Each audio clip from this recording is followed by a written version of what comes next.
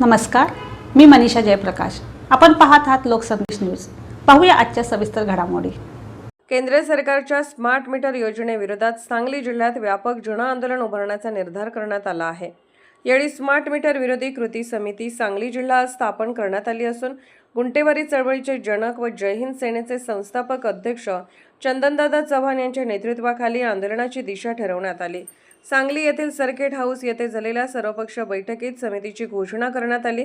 समितीच्या अध्यक्षपदी चंदनदादा चव्हाण, उपाध्यक्षपदी समाजवादी पार्टीचे सांगली जिल्हाध्यक्ष नितीन मिरजकर तर सचिवपदी महेश मासाळ यांची निवड करण्यात आली। सर्वपक्ष संघटना यांना निमंत्रक हे पद देण्यात आले। बैठकीस विविध राजकीय पक्षांचे पदाधिकारी, कार्यकर्ते, सामाजिक संघटनांचे प्रतिनिधी, व्यापारी संघटनांचे पदाधिकारी तसेच विविध क्षेत्रातील मान्यवर मोठ्या संख्येने उपस्थित होते। स्मार्ट मीटरमुळे सर्वसामान्य वीज ग्राहकांवर होणारा आर्थिक बोजा, वीज बिलांमध्ये वाढ होत असल्याच्या तक्रारी आणि मीटर बसवण्याच्या प्रक्रियेबाबत नागरिकांकडून उपस्थित करण्यात येणाऱ्या प्रश्नांवर बैठकीत सविस्तर चर्चा झाली। यावेळी बोलताना चंदनदादा चव्हाण यांनी सांगितले की स्मार्ट मीटर बसवताना मेट्रोलॉजी विभागाची आवश्यक प्रमाणपत्रे, नियमानुसार चाचणी आणि निर्धारित प्रक्रिया पाळली जाणे आवश्यक आहे। मात्र या प्रक्रियेबाबत नागरिकांकडून तक्रारी प्राप्त होत आहेत। स्मार्ट मीटर बसवल्यानंतर वीज बिलांमध्ये मोठी वाढ झाल्याच्या तक्रारींमुळे ग्राहकांमध्ये असंतोष निर्माण झाला आहे। स्मार्ट मीटरच्या माध्यमातून जनतेची लूट होऊ देणार नाही। बेकायदा पद्धतीने स्मार्ट मीटर बसवले जात असल्यास याद राखा असा इशारा त्यांनी दिला। स्मार्ट मीटर विरोधात सांगली जिल्ह्यात लवकरच मोठे जन आंदोलन उभारण्यात येणार असून नागरिकांच्या तक्रारी संकलित करून त्यावर व्यापक जनजागृती करण्यात येईल असेही चव्हाण यांनी स्पष्ट केले। स्मार्ट मीटर अथवा वाढीव वीज बिलाबाबत तक्रारी असलेल्या ग्राहकांनी कृती समितीशी संपर्क साधण्याचे आवाहन त्यांनी केले। समाजवादी पार्टीचे जिल्हा अध्यक्ष नितीन मिरजकर यांनी स्मार्ट मीटर योजनेची पारदर्शकता, निविदा प्रक्रिया, मीटरची अचूकता आणि ग्राहकांच्या तक्रारीचे प्रभावी निराकरण याबाबत शासनाने स्पष्ट भूमिका जाहीर करण्याची मागणी केली। ग्राहक हिताचे संरक्षण करण्यासाठी कृती समितीच्या माध्यमातून संघर्ष करण्यात येईल असे त्यांनी सांगितले। दरम्यान जिल्ह्यात विविध भागात बैठका घेणे, नागरिकांच्या तक्रारी संकलित करणे, स्मार्ट मीटर बाबत जनजागृती करणे आणि आगामी आंदोलनाची व्यापक दिशा निश्चित करण्याचा निर्णय बैठकीत घेण्यात आला।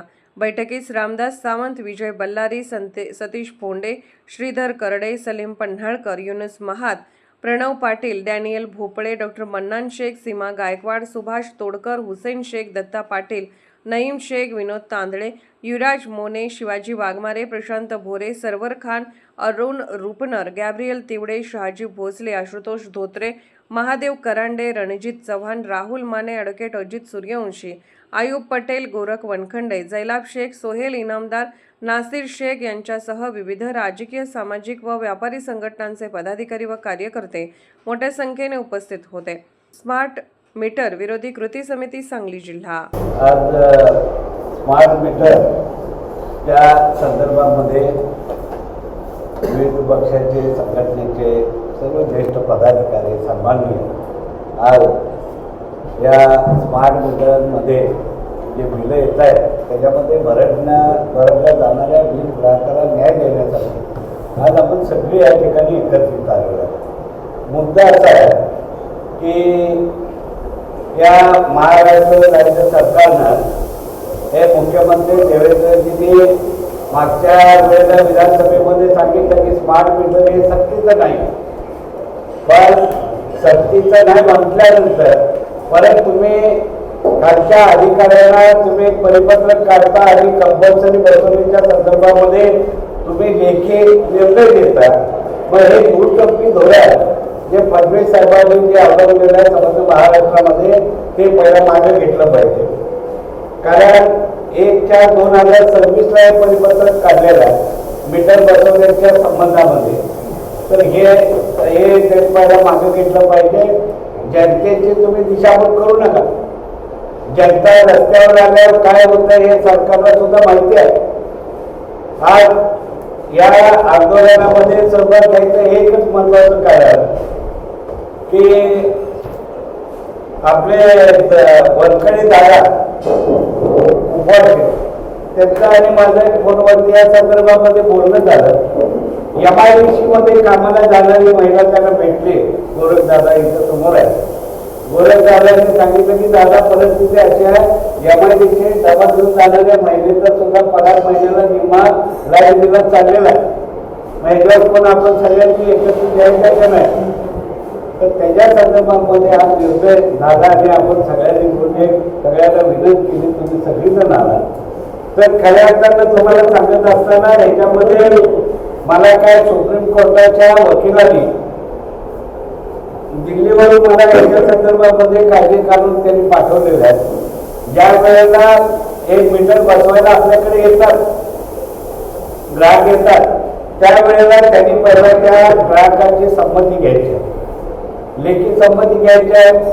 जर लेखी संमती न घेता जर त्यांनी तिथं मीटर बसवलं कर्मचाऱ्यांनी, दुसरा मुद्दा सांगतो, कर्मचारी मीटर बसवत असताना तो शासकीय कर्मचारी जर असेल, त्याच्या गळ्यात जर ओळखपत्र असेल, तर आपण जर त्याला विरोध केला किंवा त्याला दोन मुस्कळीत लावल्या तरच आपल्याला 300 रुपये पडून देतात. तुम्हाला माहितीसाठी जर सांगतो 2017 एक औरंगाबाद खंडपीठाचा निर्णय, अशाच बाबतीमध्ये कुठलाही एखादा कर्मचारी कॉन्ट्रॅक्टर जर त्या ठिकाणी गेला आणि त्याचा सगळं राजीनामे किंवा अर्थाहीपणा करायचा उद्योग केला, तर त्याच्या माध्यमातून सरकार आपल्यावरती 353 घालू शकत नाही. हा मुद्दा पहिला तुम्ही सगळ्यांना लक्षात ठेवा, कारण त्याला सरकारी कानूनी कॉन्ट्रॅक्टरला लागू होत नाही. हा महत्वाचा मुद्दा आहे.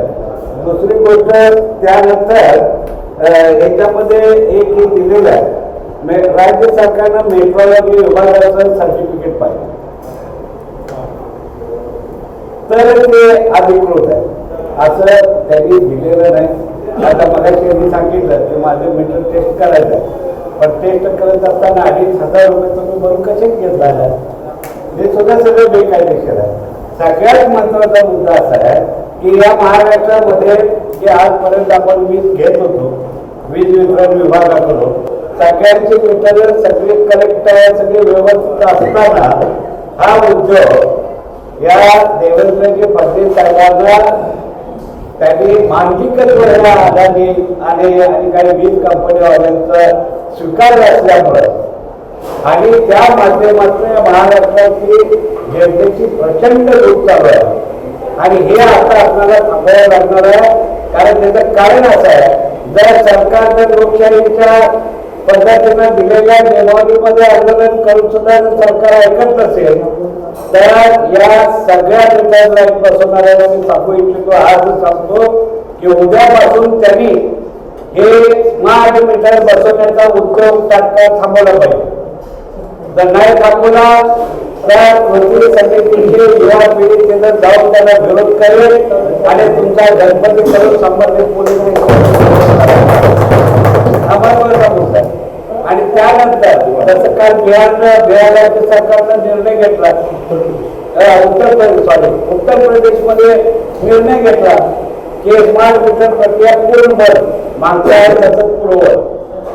आणि मग या महाराष्ट्रामध्ये काय होतं, अखंड देशामध्ये एवढी राज्य आहे तिथं प्रत्येक सरकारनं लोकांच्या हिताचे निर्णय घेतले, तिथं वीज बिलं कमी केली, काय माफ सुद्धा केली.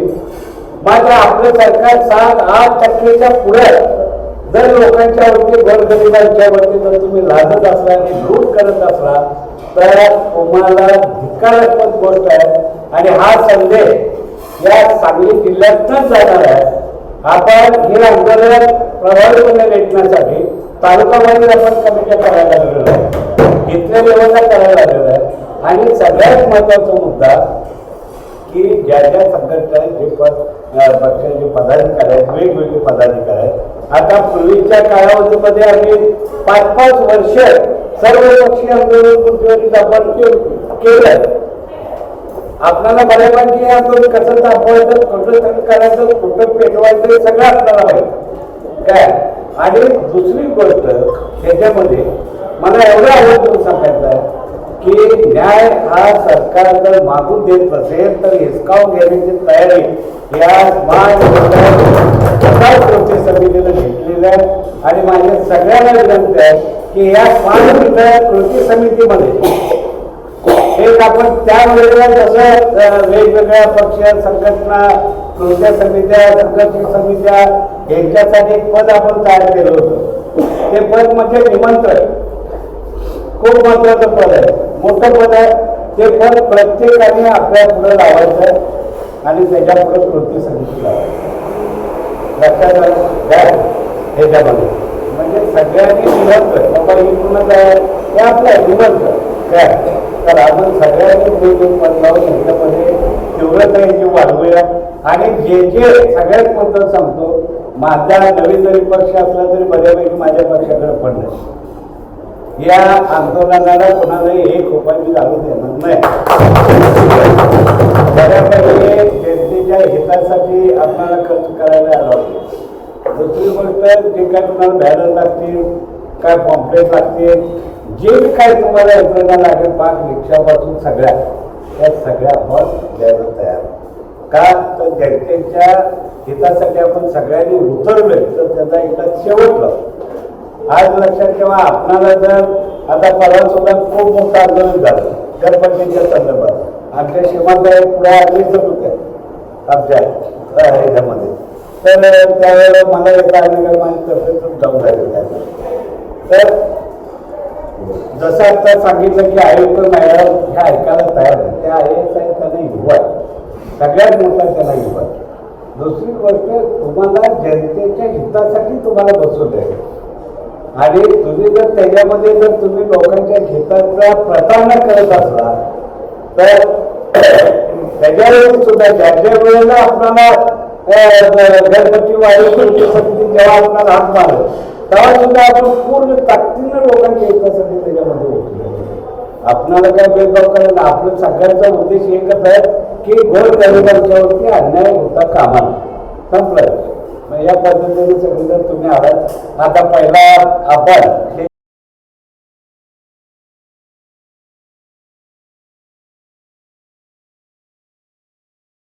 आपल्या मुलामुलींसाठी आपण अनुरूप स्थळे शोधताय. आता आपला शोध येथे येऊन संपतो. आता आपली चिंता संपलेली आहे. आपल्या मुलामुलींसाठी अनुरूप जोडीदार शोधण्याचा निवडण्याचं एकमेव केंद्र शादीबंधन वधूवर सूचक केंद्र. या संस्थेमध्ये सर्व समाजातील 70,000 पेक्षा जास्त स्थळे नोंदणी असलेले असे शादीबंधन वधूवर सूचक केंद्र. संपूर्ण महाराष्ट्रात आणि कर्नाटकात प्रसिद्ध असलेले एकमेव वधूवर सूचक केंद्र म्हणजे शादीबंधन वधूवर सूचक केंद्र. ज्यांच्याकडे आहे सर्व समाजातील सर्व जाती आणि पोटजातीतील 70,000 पेक्षा जास्त स्थळांची नोंदणी. आपल्या इच्छेप्रमाणे वर्गवारी करून अनुरूप स्थळे निवडण्याची सुविधा. एक वेळा जोडले जा आणि आपलं जीवन सफल करून घ्या. हजारोंनी याचा लाभ घेतला आहे. आपणही आपल्या मुलामुलींसाठी, विधूर, विधवा, वयस्करांसाठी योग्य स्थळांची निवड करा. एक सुवर्ण संधी घेऊन येत शादीबंधन. आजच संपर्क करा. शादीबंधन वधूवर सूचक केंद्र, लोकसंदेश न्यूज ऑफिस समोर, महाराष्ट्र स्क्रॅप जवळ, 100 फुटी road, Sangli. Pincode 416-416. Customer care number 99-22-86-45-45. आमच्या वेबसाईटवर स्थळे पहा. आमची वेबसाईट आहे www.shadibandhan.in.